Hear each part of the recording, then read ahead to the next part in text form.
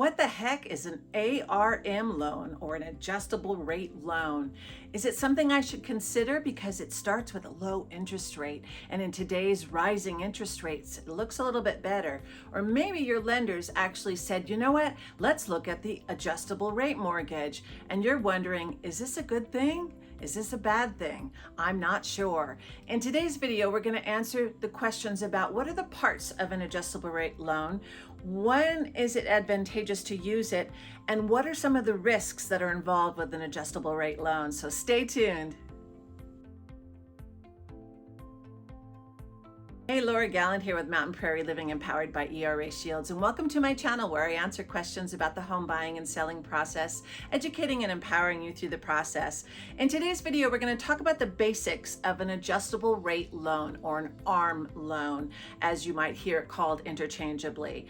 And maybe you're watching this video because you're trying to learn more information. So let's get into it.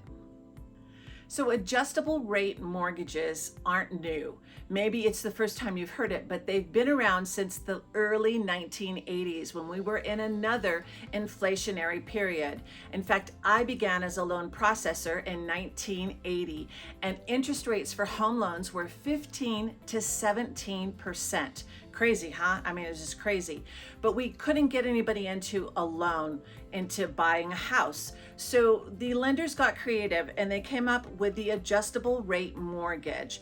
And initially it was very risky, but over time they started to fine tune it. Now, why are we hearing about them now? Because the interest rates rose so quickly and the values of homes have risen up so quickly, but your income has not risen. So affordability of homes is a little bit challenging right now. And so you're hearing lenders and you're hearing news talk about adjustable rate mortgages. That's a little bit about the history of an adjustable rate mortgage, but let's talk about the pieces of an adjustable rate mortgage and some things to watch out for.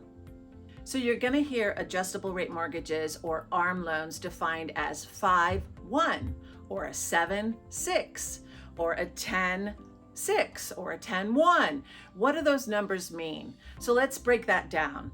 The first number is the period of time in years that the initial interest rate will be fixed. So the period of fixed interest rate. The second number is how often it will adjust after that initial fixed period. But be careful on the number 1. So it might say 5-1. You need to make sure you ask the lender, is that monthly, 1 month, or is it annually, 1 year? Now, a 7-6 loan would mean that it's fixed for 7 years, and when it begins to adjust, every 6 months it will adjust, so twice a year. Now, while the interest rate is fixed for that initial period, it's really important that you ask this question. Is this a fully indexed rate, or is it a discounted initial rate? And the reason you want to ask that is because it could have a balloon payment when it starts into a fully indexed rate at the adjustment period, which is either 5 years or 7 years down. So be sure to ask your lender, is this a fully indexed rate, or is this a discounted index rate? And what might that balloon payment be at that 5-year or 7-year mark, or maybe at the end, or when you have to pay it off? So let's talk about the adjustment period.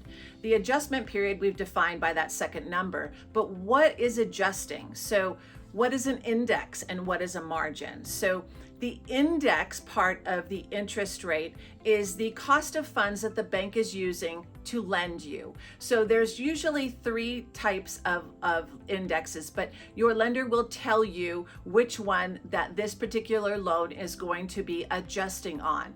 So the index rate, which is the cost of the funds, plus the margin, which the lender will define to you. So typically about 2%. So say the cost of the funds were 3 3/4, and the margin was 2%. That interest rate would become 5 3/4 interest rate. Now, of course, that might be low for this moment in time, but that would be how they calculate that interest rate. So if you had an initial rate of 4.75 and it was fully indexed at that time, and then the initial adjustment period began, it adjusted with the current index rate, which I just defined as maybe 3.75, plus the margin of 2%, makes that interest rate rise 1% to 5.75% interest rate, and they would calculate a new payment on that. So you want to make sure that you know what the margin is, and they will disclose that to you on the loan disclosure, and the index that they're using.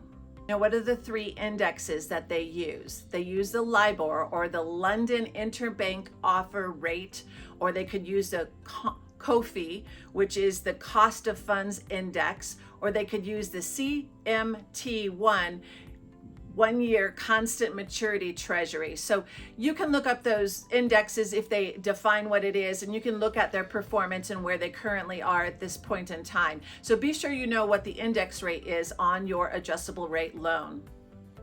Now, I bet the next question is, are there caps on these things? Do they just get to move up or down any way they want? Absolutely. There's a cap on the adjustment rate, and there's a cap on the lifetime of the loan, and those will vary, and they must be disclosed to you in that initial loan disclosure. So you do want to pay attention to the caps, because they will affect how high. So you want to look at the risk of that loan. What's the highest that my interest rate can go? So if the initial rate is, say, 4.75% and they have a cap of 5, that means the maximum life of the loan could go all the way up to 9.75% interest rate. So that's a risk with these loans. Does it necessarily mean it's going to go there? Not necessarily. It depends on the index, of course. Let's talk about a prepayment penalty, because it's likely on some of these loans, not all of them, they might have a prepayment penalty, and they might put that prepayment penalty on for a certain period of the term of the loan. Maybe the 5 years. So if it's a 5-1, at the 5-year mark, up until the 5-year, you have a prepayment penalty.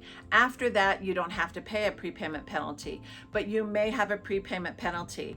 And as I spoke of earlier, there may be a balloon payment if you had a discounted index rate initially, and at that first adjustment it might adjust even higher. So you want to watch for that. It may not be within that cap of adjustment because they've written it in that way. So read the documents carefully. So what are the pros of this type of loan, and why are we hearing about it now? Well, of course, the first pro is that the interest rate is typically lower. We didn't hear about them in the last few years because the conventional loans or fixed rate loans were much lower, so it didn't make any sense to have an adjustable rate mortgage. So the lower interest rate increases your buying power in this market. So that's another reason why we're pro of it, because we're seeing it because some people's buying power just dropped. But it's also a short-term investment type of loan. So if you know you're not going to stay in the house for very long, you want to pay attention to the prepayment penalty, but maybe you're military and you're only going to be here for 3 years. So you thought, well, I'll do a 5-1. That gives me a guarantee of a fixed rate for at least 5 years. So it could be great for a short-term purpose. So what are the risks or the cons of this loan? Well, the very first one is when that first rate adjustment happens, does it have a balloon? Is that not going to be affordable for you?